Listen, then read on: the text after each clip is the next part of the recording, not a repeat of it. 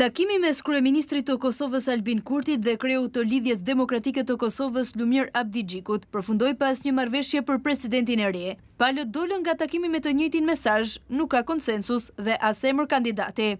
Çështja ngelet e hapur, mundësit janë aty, a do të shfrytëzohen, do ta marrim vesh së shpejti.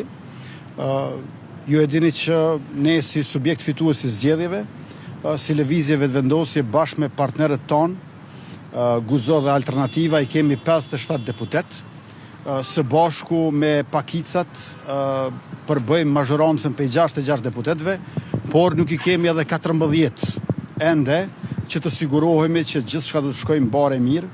Ndërsa kryetari i Lidhjes Demokratike të Kosovës Lumir Abdigjiku tha se është e vështirë të arrihet konsensusi, por sipas tij një garë e mundshme ndërmjet vetëvendosjes dhe PDK-s do e çojë vendin në zgjedhje pasi asnjëra nga partitë nuk i ka 80 vota. Shumë të vështirë çështjen e konsensusit politik në këtë moment brenda partive politike shqiptare. Nuk ka ndonjë kandidat specifik në këtë fazë që na është prezantuar.